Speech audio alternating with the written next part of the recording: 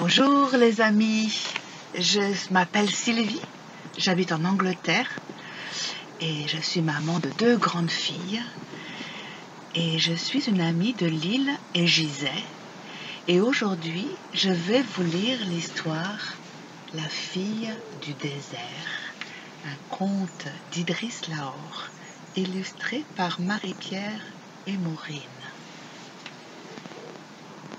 Il était une fois, dans un grand désert de sable, un très vieil homme qui portait le nom d'Adama. En 90 ans, le soleil du désert et ses reflets dans le sable avaient brûlé ses yeux. Il était devenu aveugle.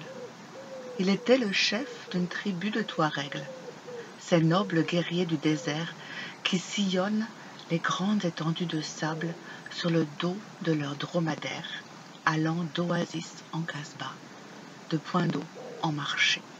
On les appelle les hommes bleus. Adama était le père d'une grande famille. Ces 7 femmes lui avaient donné 12 fils superbes, élevés au lait de chèvre et de brebis, ce qui fait d'eux des hommes hors du commun.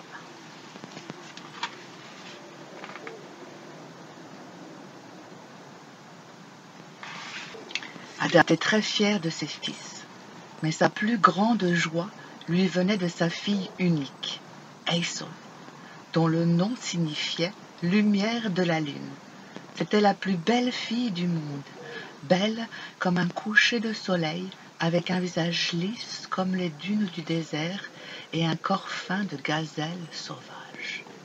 Ses cheveux noirs brillaient de reflets bleus comme le ciel d'une nuit étoilée d'Orient. Ses yeux verts ressemblaient à des émeraudes qui éclairaient son merveilleux visage. Et lorsque l'on croisait son regard, le désir venait de s'y plonger comme dans une mer claire et turquoise.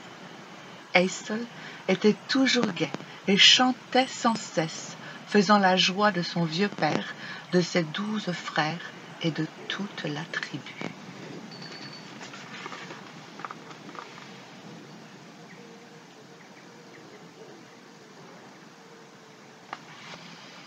Comme tous les nomades du désert, ils vivaient sous des tentes faites de peaux de chèvre. Seule la tente d'Aysol était tissée de soie sauvage multicolore. Lorsqu'elle y dormait la nuit, on aurait dit une perle merveilleuse dans son écrin. Les 12 fils du vieil aveugle étaient de valeureux guerriers, craints et respectés dans tout le désert. Ils gardaient jalousement leur sœur bien-aimée, et quand un homme osait s'approcher d'elle, ils le foudroyaient de leur regard de braise.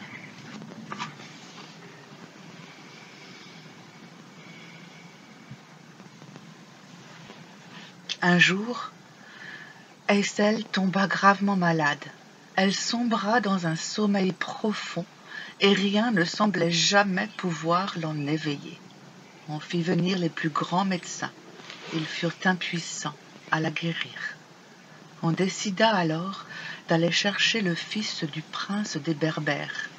Les 12 frères se rendirent dans la montagne et lui demandèrent de venir soigner leur sœur. Son nom était Sélim, ce qui signifie « le mal qui guérit ». Il possédait la médaille d'Hiram, qui avait le pouvoir de guérir toutes les maladies des hommes et des femmes au cœur pur. Il vint, monté sur son grand cheval blanc. On le conduisit à la tente d'Aysol. Quand il fut entré, il posa la médaille sur le front de la jeune fille et une main sur son cœur. Il resta ainsi près d'elle durant 3 jours et 3 nuits. Quand il se leva, il dit au vieil Adama, « Demain, ta fille se réveillera et elle sera guérie. » Puis il s'en alla sans rien demander en retour. Le lendemain matin, Aysol se réveilla. Elle était guérie. Elle chantait de nouveau et elle était plus radieuse que jamais.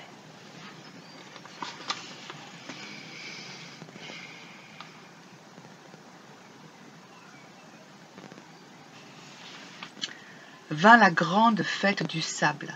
La tribu se rendit à la halte de Salomon. Tous les nomades du désert s'y trouveraient rassemblés, même les Berbères étaient là, sur leurs chevaux blancs de la montagne.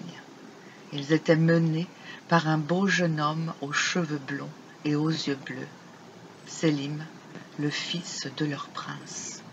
Il avait fière allure sur son étalon blanc et tous l'admiraient. Le jour de la fantasia, la grande course de chevaux, Aysel voulut voir Sélim, celui qui l'avait guéri. La fête battait son plein, les hommes chantaient et jouaient du tambour pendant que les femmes dansaient. Aysel vit Sélim et le reconnut au premier regard. Ce fut comme un coup de foudre. Ils tombèrent éperdument amoureux l'un de l'autre. Depuis ce jour, Sélim descendait toutes les nuits de la montagne. Il laissait son cheval aux portes du désert et parcourait à pied les dunes de sable blanc jusqu'à la tente de soie multicolore. Il était guidé de loin par la torche de la jeune fille qui ne manquait pas d'allumer devant sa porte. Cette flamme était le point de repère pour son amoureux.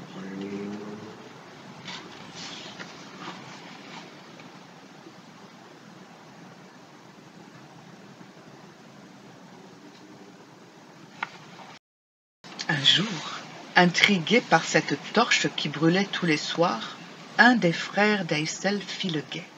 Il vit arriver l'homme et courut aussitôt prévenir son père et ses frères. Ils se rassemblèrent autour de la tente et le vieil homme cria « Homme, sors de la tente de ma fille !» Et Aysel sortit au bras d'un homme en qui tous reconnurent Sélim, le fils du prince berbère. « Que veux-tu de ma fille ?» demanda le vieil aveugle en colère. Sélim répondit « Je désire qu'elle devienne ma femme. » « Je ne donnerai ma fille qu'à un fier Touareg, dit alors le vieil homme. Et il lui faudra auparavant vaincre mes 12 fils en combat singulier. Toi, fils de Berbère, je te chasse. »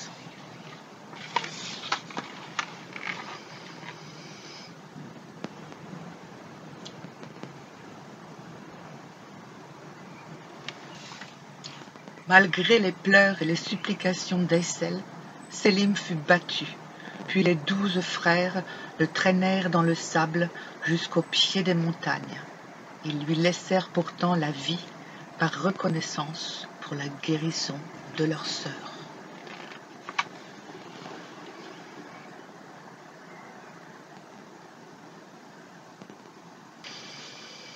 Sélim, cependant, revint la nuit sous la tente d'Aysel.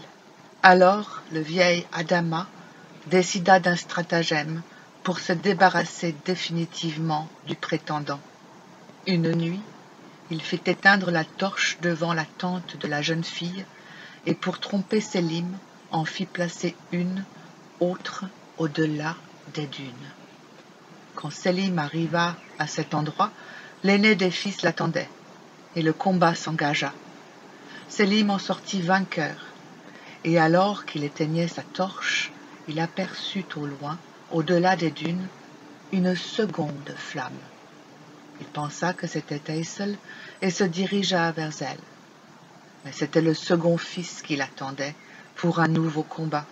Cette fois encore, Sélim fut vainqueur et éteignit la torche pour voir aussitôt s'en allumer une autre, plus loin, au-delà des dunes. C'était celle du troisième fils.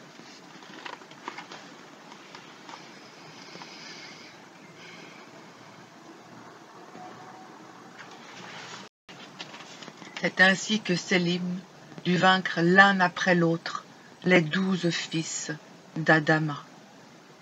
Tous ces combats et ces chemins parcourus dans les sables du désert l'avaient épuisé.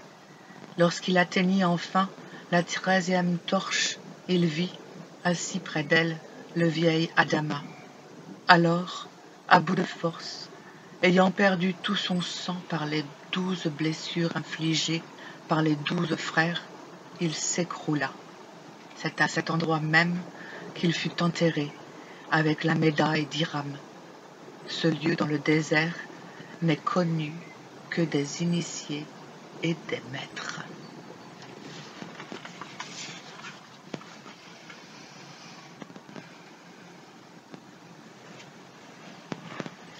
Quand Éselle apprit de la bouche de son père la mort de son bien-aimé et de ses 12 frères, elle retomba dans son ancienne maladie pour s'endormir définitivement du sommeil de la mort.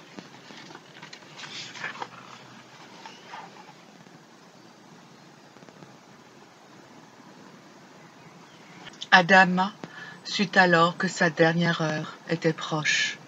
Ses 12 fils et sa fille bien-aimée étaient morts. Il n'avait plus de raison de vivre. Avant de mourir, il utilisa toutes ses richesses pour faire creuser des puits dans le désert, afin que l'eau des profondeurs de la terre remonte à la surface. C'est ainsi que naquirent les oasis.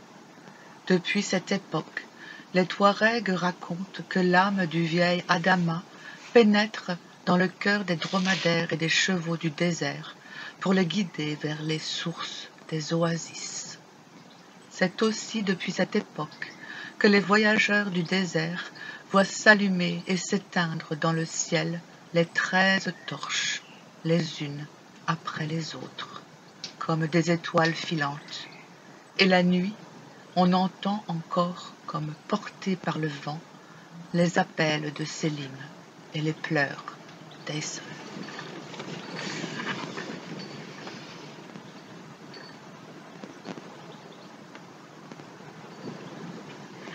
Il existe une autre légende, plus extraordinaire encore, qu'on raconte chez les Berbères des montagnes. Les dieux du désert, ceux du sable et du vent, ceux de l'eau et du soleil, eurent pitié de Sélim et d'Aïssel. Ils décidèrent de donner une nouvelle vie à leur amour. C'est ainsi que chaque fois qu'un homme veut rejoindre une femme dans le désert, Sélim et Aïssol pénètrent dans son âme et le guident à travers les dunes afin qu'il puisse la retrouver sans se perdre dans le sable. Ainsi, Sélim et Aïssel s'aiment de nouveau à travers chaque couple d'amoureux. C'est là le chant de la nuit que le vent souffle à l'oreille des voyageurs du désert.